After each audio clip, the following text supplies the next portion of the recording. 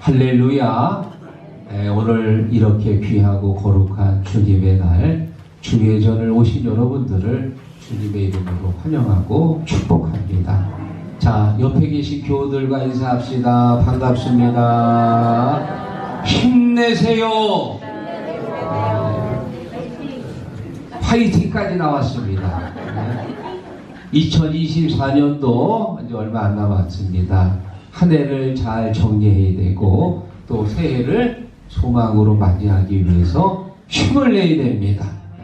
그런데 여러분 아시다시피 지난주 화요일 밤에 때 아닌 비상계엄이 선포되고 또 몇 시간 만에 다시 해제가 되면서 전국이 한동안 아주 뒤숭숭했습니다.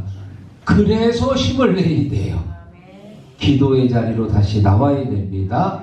예배의 자리로 나와서 열심히 국가를 위해 우리가 기도해야 됩니다.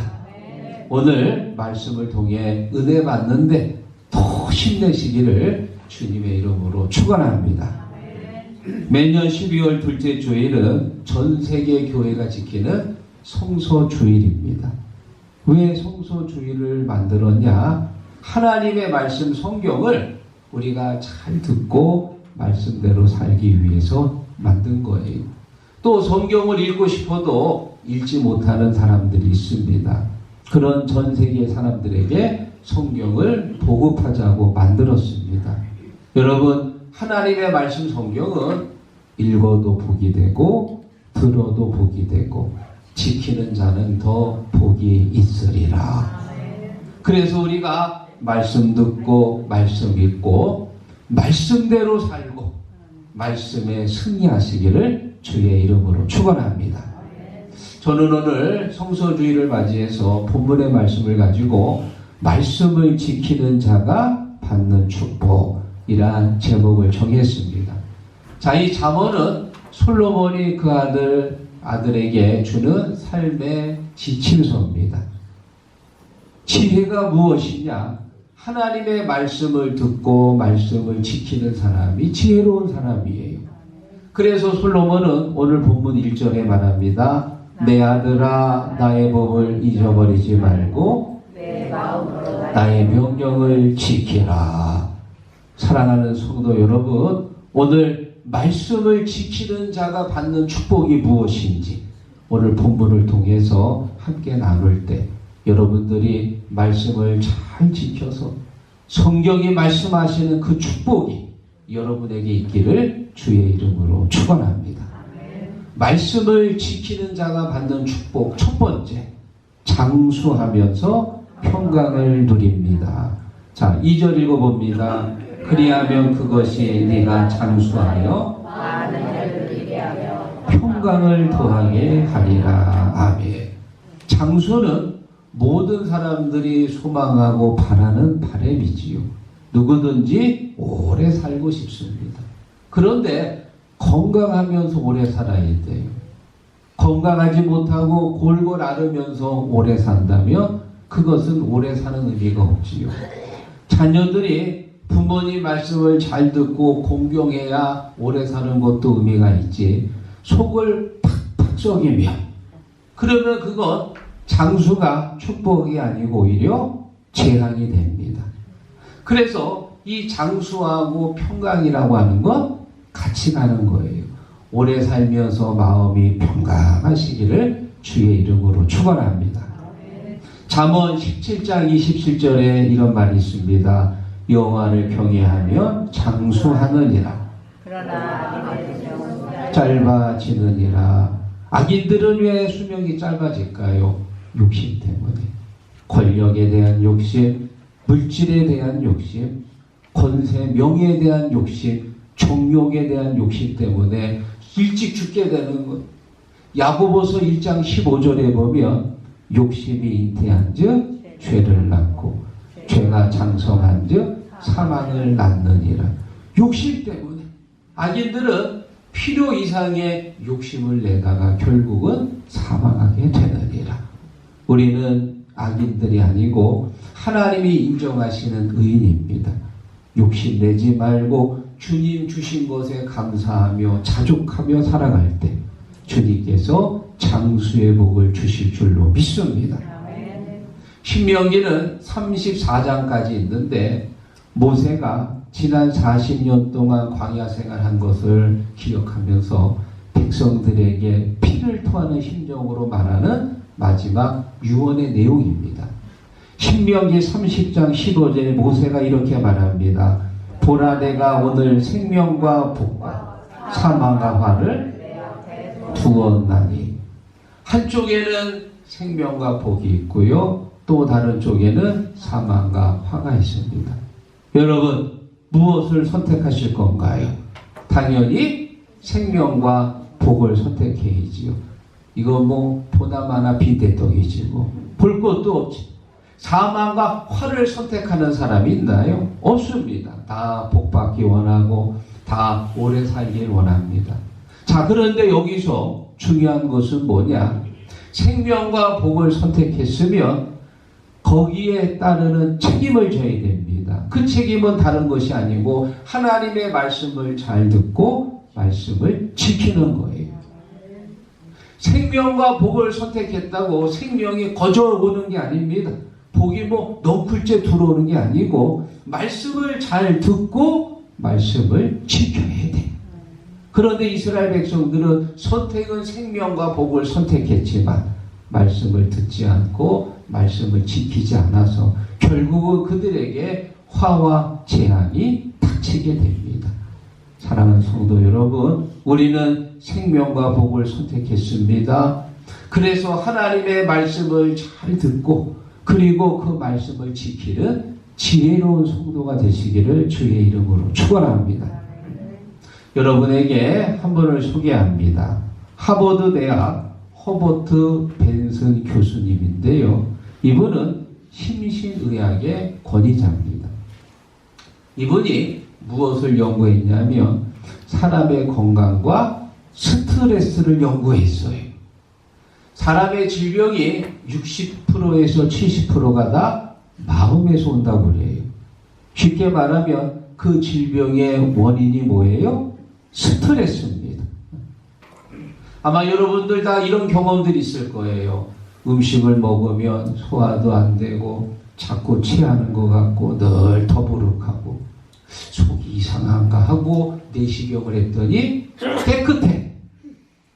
그런데 자꾸 체하고 자꾸 속이 더부룩해.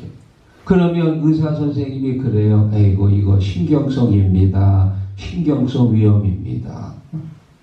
또 밤에 잠도 안 오고 머리도 무겁고 자고 일어나면 뒷골이 띵하고 머리도 자꾸 지끈지끈거리고 내 머릿속에 혹시 뭐가 있나? MRI 찍었더니 머릿속이 깨끗해. 그러면 의사가 말하기를 신경성 두통입니다. 여러분, 신경성 위염, 신경성 두통, 과민성 대장증후군 이런 것의 원인이 뭡니까? 스트레스입니다. 스트레스. 사람이 이런 과도한 스트레스를 받으면 이 뇌가 우리의 몸 전체와 다 연결이 돼가지고 소화도 안 되고 잠도 안 되고 이 모든 질병의 원인이 되는 거예요. 잠언 27장 22절에 이렇게 말합니다. 마음의 즐거움은 양약이라도 심령의 근심은 뼈를 마르게 한다. 뼈를. 우리가 과도한 스트레스, 걱정과 근심에 쌓이면 뼈가 바싹바싹 말라가는 거예요. 얼굴을 보면 알아요. 얼굴을 보면은. 그런데 우리 시국교회 와서 오늘 예배드리는 성도들의 얼굴을 보니까 아주 얼굴이 살아있어. 마치 어제 24시 불가마 사우나 갔다 온 것처럼 얼굴이 아주 살아있습니다. 풍성합니다. 왜? 주님이 내 안에 계시기 때문에, 주님이 나와 함께 하신다는 믿음이 있기 때문에. 믿습니까? 그래, 이 벤슨 교수가 여기까지 연구하고 끝난 게 아니고 조금 더 깊이 들어갔습니다. 신앙인 환자와 신앙이 없는 환자들을 이제 비교했는데 놀라운 결과를 얻었습니다.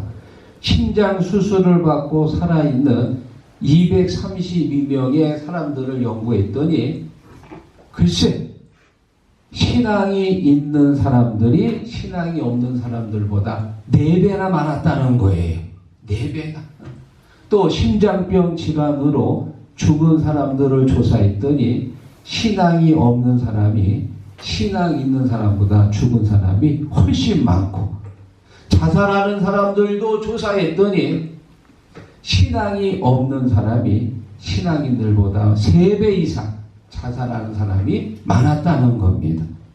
그래서 결론을 내리기를 신앙인이 신앙이 없는 사람보다 훨씬 건강하게 오래 살고 수술을 받아도 회복이 훨씬 빠르더라. 할렐루야.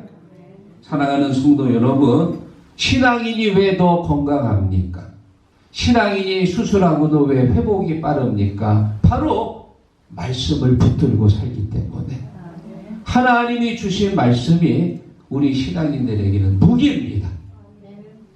삶이 힘들고 어려울 때 성경을 보면 말씀의 위로를 받고 힘을 얻습니다.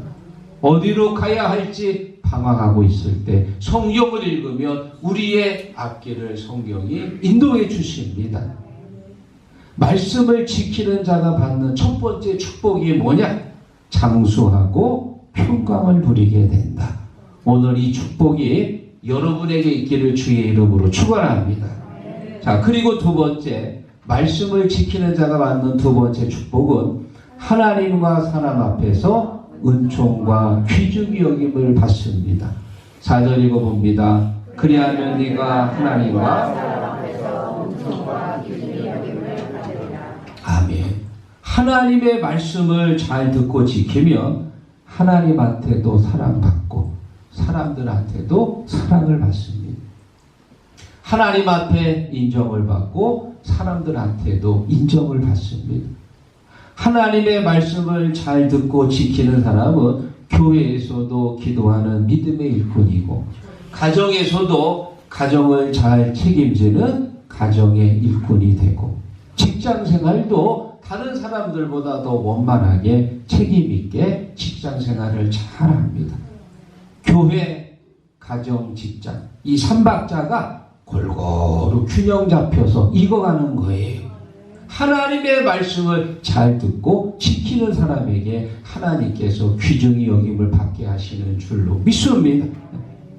성경에 보면은 이 사도행전 9장에 다비다라고 하는 여제자가 등장하는데 히브리어로 도르가라고도 말합니다.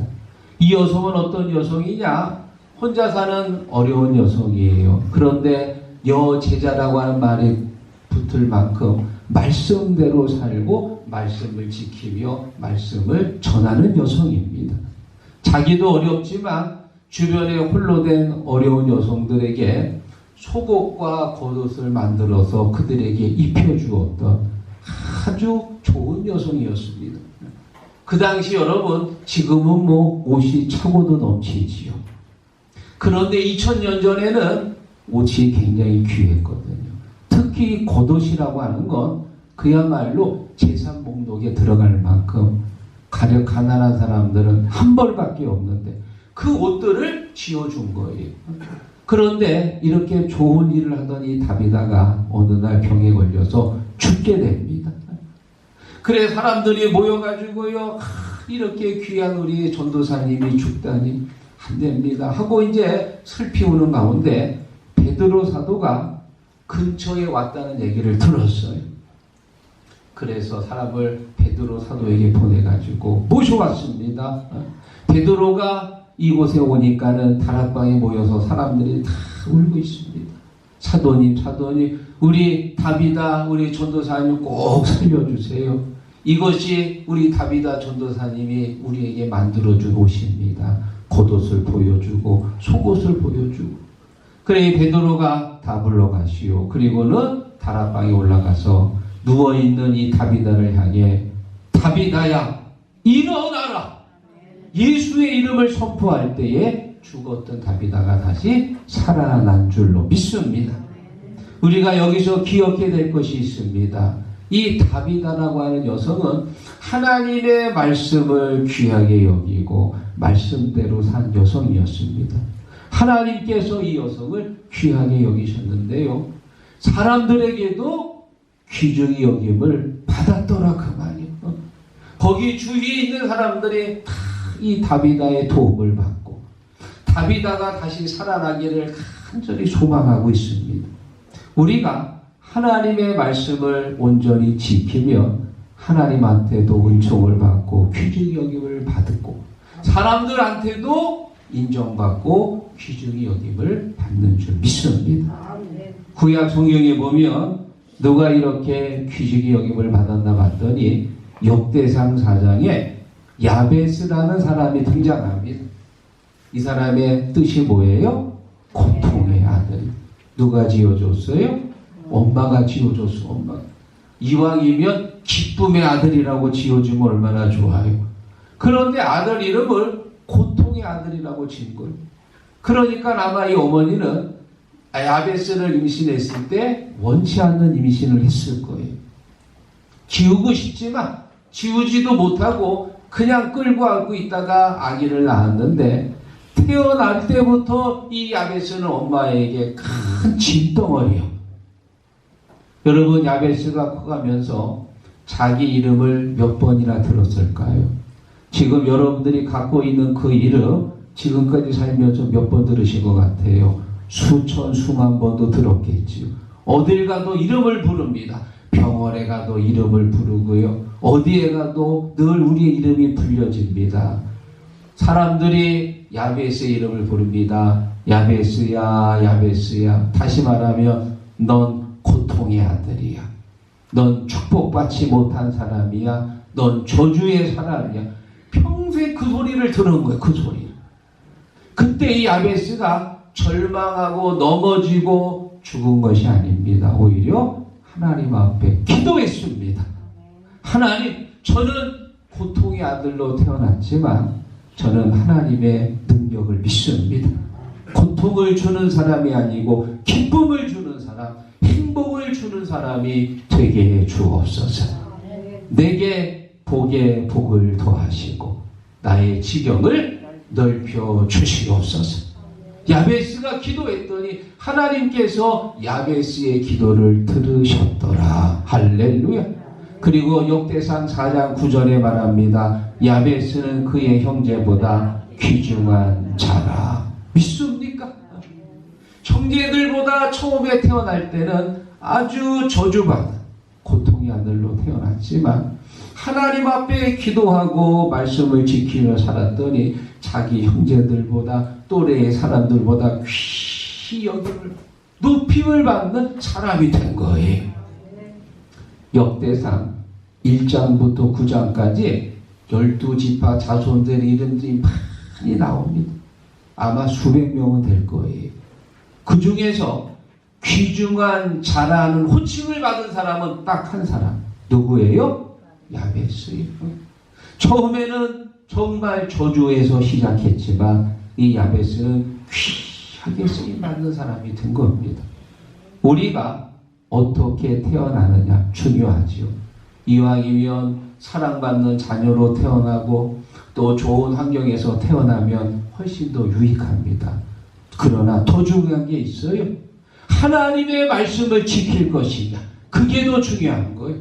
어떻게 태어났든지 간에 말씀을 지키고 말씀대로 살면 하나님께서 우리에게 은총을 주시고 우리를 귀한 자로 세워주시는 줄로 믿습니다. 자, 그리고 마지막 세 번째, 말씀을 지키는 자가 받는 축복 세 번째는 창고가 가득 차고 새 포도즙이 넘칠 것이다. 10절 같이 읽어봅니다. 그리하면 내 창고가 가득히 차고 내 포도즙에 새 포도즙이 넘치리라. 아멘. 우리가 예수님 잘 믿고 믿음대로 살면 하나님께서 반드시 축복을 주시는 줄로 믿습니다. 저는 지금까지 제가 목회하면서 예수님 잘 믿고 신앙생활 잘했는데 망했다는 사람은 내가 아직 못 봤어요. 혹시 여러분 중에 신앙생활 잘했는데 하나님께서 저주하셔가지고 망했다는 분 혹시 알고 계시면 저한테 좀 알려주세요.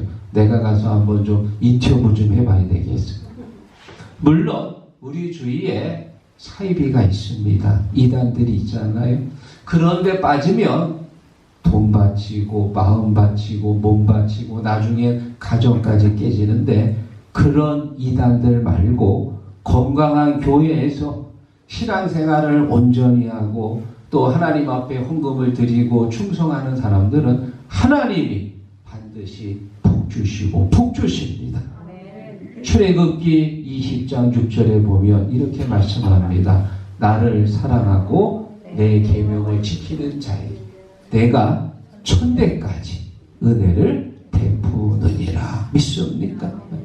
하나님 앞에 충성하고 믿음으로 살면 내가 복을 받고 내 자녀들이 복을 받고 자녀의 자녀들이 복을 받고, 그 축복의 물줄기가 언제까지 간다고요? 천대까지 계속 흘러가는 하나님의 약속인 줄 믿습니다.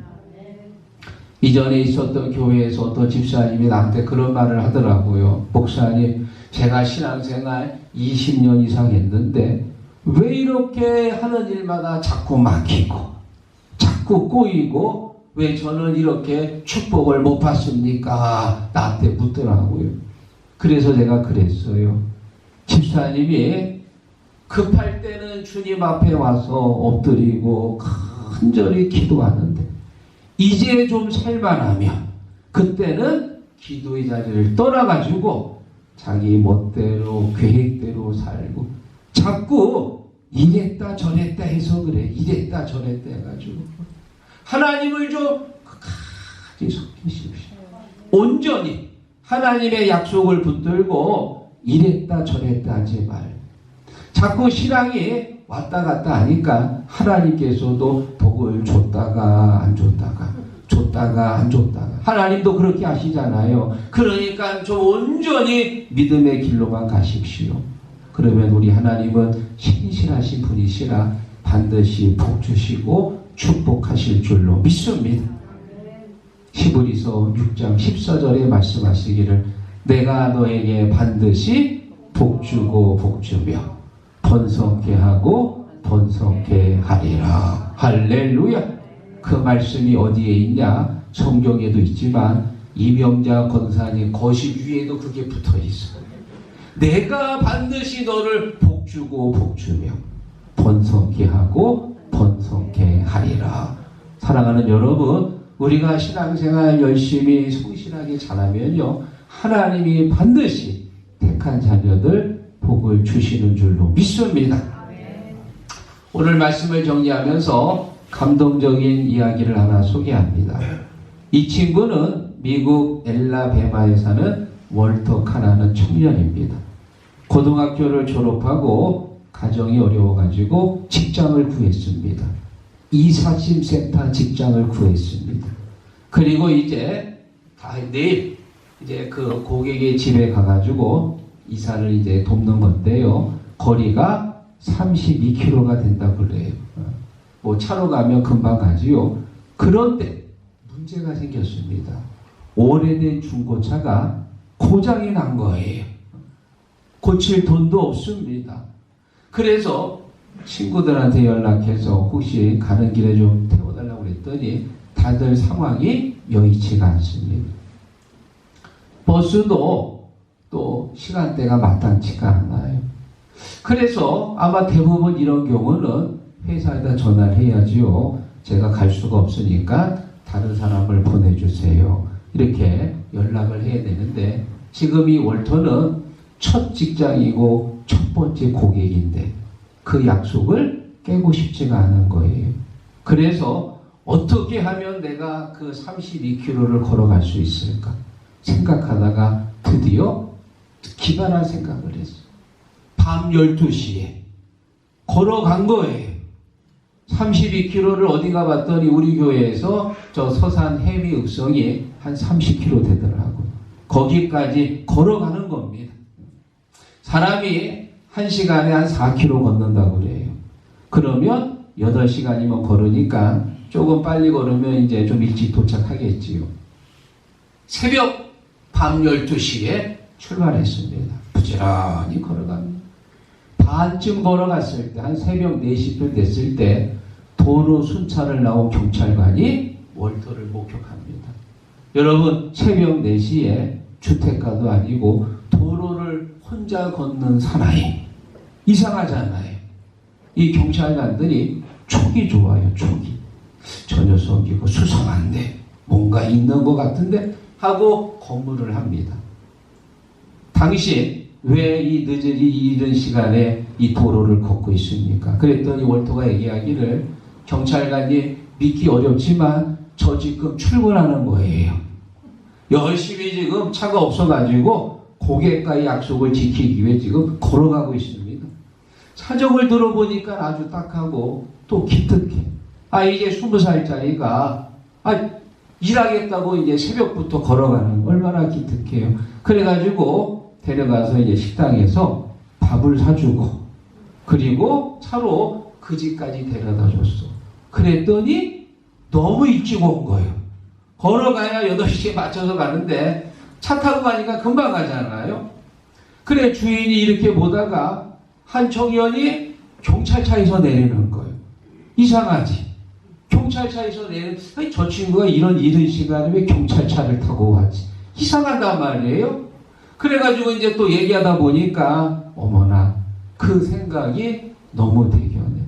나이 20살짜리가 일하겠다고 새벽부터 걸어서 온 걸 생각하니까 너무 기특한 거예요. 페이스북에다가 이 월터의 이야기를 올렸습니다. 그러자 사람들이 그냥 순식간에 쫙 퍼지면서요. 그걸 누가 봤느냐? 그 이삿집 사장님이 보셨네. 사장님이 보고는 감동을 받은 거예요. 야, 우리 회사에 이렇게 신실한 청년이 있다니. 그리고는 직접 차를 몰고 이 월터를 찾아왔습니다. 그리고 말합니다. 회사를 대표해서 당신에게 내가 감사의 뜻을 전합니다. 우리 회사의 정신이 바로 당신이 하고 있는 서비스 정신입니다. 그리고는 자기가 타고 왔던 뭘 주는 것 같으세요? 자동차 키를 준 거예요. 자동차 키를. 이 차를 내가 당신에게 보너스로 줍니다. 할렐루야. 사랑하는 성도 여러분, 지금 이 월터가 하고 싶었던 게 뭐냐? 고객과의 약속을 지키고 싶었던 거예요. 그날 그 시간 8시까지 가서 이삿짐을 돕는 것이 고객과의 약속이거든. 성경이 뭡니까? 하나님의 약속입니다. 우리가 하나님의 약속을 지키며 하나님의 말씀을 따라 살 때 하나님께서 어떻게 하시냐? 우리에게 창고가 가득 차게 하시고 새 포도즙이 넘칠 것이다. 말씀대로 살며 하나님이 축복하시는 거예요. 하나님께서 약속하셨습니다. 믿습니까?